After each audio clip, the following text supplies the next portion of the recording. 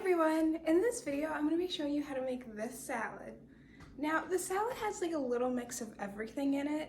Truly, with my salads, I just like to make sure that I'm using all the produce in my refrigerator, but I also like to, incorporate some newer ingredients as well.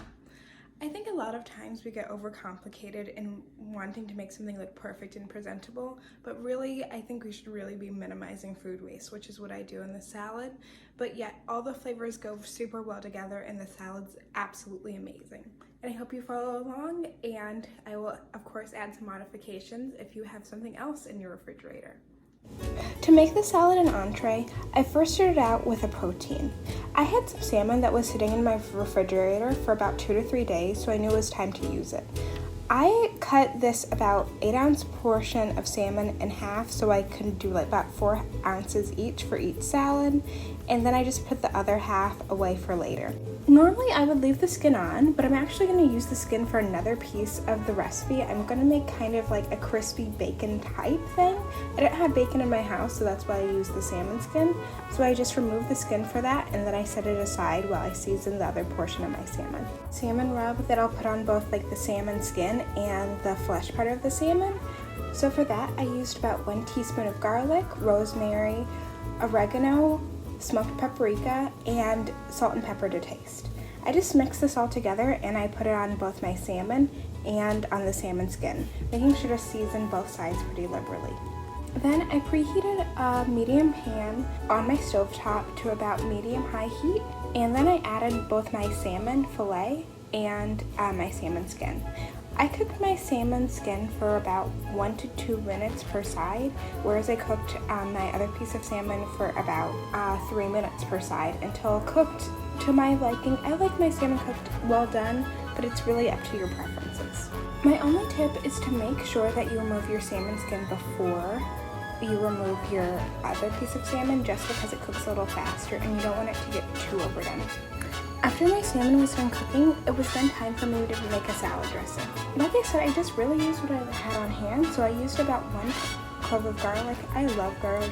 If you're making this for one person, you do not need this much, but garlic is one of my favorite things, so I used a whole clove.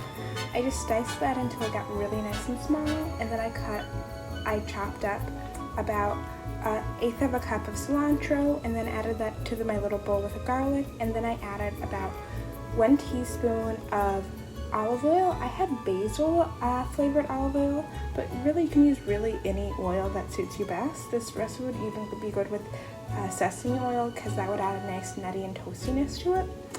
And I also added about 2 teaspoons of lemon juice, which is what I had in my refrigerator, and about 1/2 teaspoon of Dijon mustard, and then just some salt and pepper to taste. I stirred it all together and set that aside while I put together the rest of my ingredients.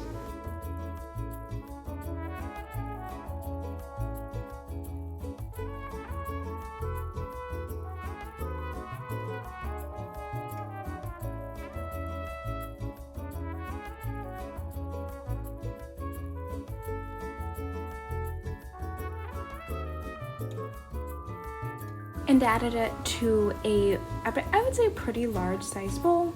And then I chopped up some tomatoes.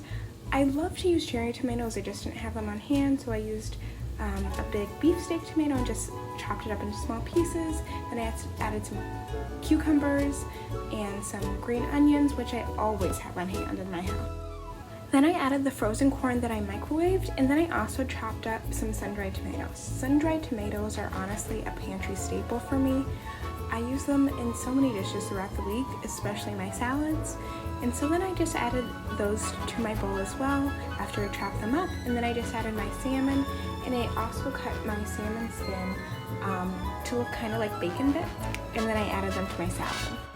Then I topped it off with my cooked salmon fillet, and I also added a little bit of blue cheese just because I like a little bit of a cheesy flavor. And then I just topped it off with my salad dressing, and that was pretty much it. I didn't have to go out and buy anything new or special for the salad. I just used what I had at home. Really, the thing is, you just want to make sure that you balance like acid, like some umami flavors, something savory, and maybe just a touch of sweetness like I did with the corn. Honestly, this makes reducing food waste super duper simple, and I hope you implement some of these methods in your salads as well.